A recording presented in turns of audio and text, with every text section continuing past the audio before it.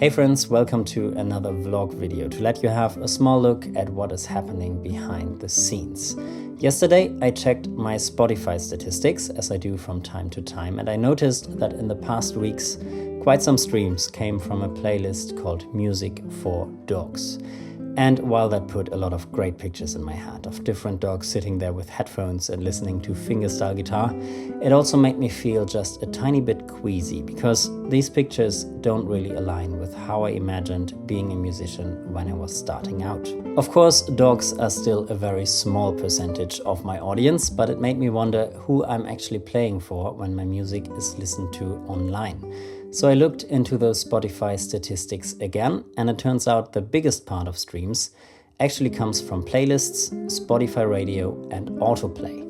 Most people listening to my music that way probably won't even come across my name, and some might not really listen very carefully if a playlist is just running in the background. But should I be frustrated about that? When I first started playing music, I was lucky to have an amazing guitar teacher for 8 years. His name is Emil Josef. He's not only a fantastic player, but he also planted this exploratory spirit in me. There wasn't just classical guitar or jazz or folk music, but he made me rediscover the guitar from all kinds of new perspectives all the time. When I was a teenager, my favorite activity was sitting in my room and looking for beautiful chords and grooves, and I could do that for hours. And this exploratory spirit is what still gives me the drive and motivation to be a musician today. So from that point of view, does it actually matter how people listen to my music? Thinking about those roots and what made me become a musician in the first place reminded me that I create music mainly for myself, as a way to express myself and a way to tell stories. But now imagine you are at a party telling a story about this great experience you had recently. Does it matter if somebody listens? Of course it does. But on the other hand, as long as there's somebody to have a conversation with, it doesn't really matter anymore if there are more people, or even dogs, sitting in the back of the room listening to your conversation as well.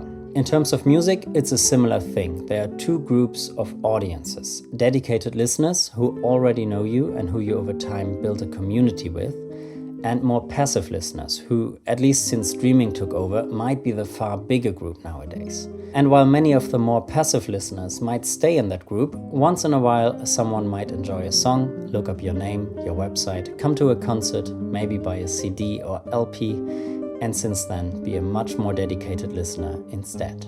Recently I read an article by Kevin Kelly called The Rule of 1,000 True Fans. I link it in the description below, and I can highly recommend it to all the musicians watching who don't know it yet. The main takeaway is that in order to make a living as a musician, you need 1,000 dedicated listeners who come to your gigs, buy your releases, and actively follow what you do. You don't need billions of listeners as long as you focus on finding 1,000 people like that. It's simply a nice addition to also have lots of people and dogs listening to your music in the background and not even knowing who you are. Depth is more important than width. In general, releasing music online is a scary thing. Per Spotify stream, you'll receive around 0.3 cents, which you then share with your fellow musicians and your label. That is something for another video because, to put it in a polite way, it doesn't feel like a fair deal and can't be discussed enough. But having those numbers in mind, it's obvious it takes a lot of effort, and it's almost impossible for most musicians to make releasing music financially work. To make streaming an income stream, which is worth mentioning at all, you need a very large number of listeners, which is even harder if your music is placed in a smaller niche. Without my passive listeners, as well as old school CD and LP sales, I wouldn't have any hope to ever make up for the production costs of my albums. And while dealing with that and trying to make a living from music, for many musicians, including myself, it can become difficult to keep seeing the big picture. For me, concerts are the moments to be reminded of what music is all about and why it's worth to sometimes spend months and years on a piece until you're happy with every little detail. In a live setting, you can instantly see the power a piece of music can have. It can bring out so many emotions and then create such a sense of togetherness in a concert venue. On the other hand, as a musician, you can't buy your groceries with a wallet full of emotions. Even in my little acoustic guitar bubble, there are many musicians out there who nowadays adapt their writing to algorithms, who for example write mostly slow and relaxing ballads under 3 minutes to have a bigger chance ending up on the big playlists. And that's totally fine. It works for some fellow musicians to even make a living that way. But for me, it feels that something is missing. I can't accept Spotify or any algorithm putting any restrictions on my creative output.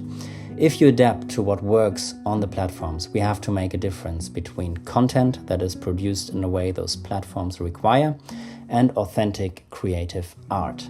As a musician, you certainly need both. To me, it's important to see content as a tool to promote the actual art. I couldn't stand to make it the same and try to squeeze the art into any content formula. It might be more work to think in these two categories, and you might not reach billions with this strategy, but I trust that in the long run, this is not only the way that is the most fulfilling, but also the way that will make you build your community of 1,000 dedicated fans. Sometimes I also get lost in chasing numbers and not being able to balance creating my music and creating content, but that's why it's more important than ever to sometimes sit back and remember why you make music in the first place. Because of algorithm changes and all the guitar and music content that is uploaded probably every second, on some platforms my music gets much less views than it did 7 or 8 years ago. However, the community of dedicated listeners who I meet at concerts and who not only make me survive as a musician, but also add a lot of meaning to what I do, has grown ever since. I have the privilege of playing concerts all around the world and meeting people through my music, and that happened while staying in my personal niche and without having billions of views and streams everywhere. This YouTube channel plays a crucial role in creating the community who made this possible, because this is the place where most people go from consuming my content to listening to my art. Simply because here I release more in-depth and full-length videos, lots of my compositions and arrangements, as well as vlogs like this one. Of course, I wouldn't mind having millions of views here, but to me it's much more valuable to see many of you coming back for every video and to be in touch with so many fellow music and guitar lovers. So, thank you everyone for being here. The main point I wanted to make in this video is a simple reminder. While good promo is important and therefore creating content is important, which is a huge part of everyday life as a musician nowadays, when it comes to making actual music, please let's not put chasing numbers over creating the most authentic and personal art we can. You don't have any control over what people will think of your music and where your music ends up. But if it's honest and genuine, you might not need to focus on reaching billions of people to find those who connect with it and are touched by what you created. And sometimes you even find yourself an audience you never expected.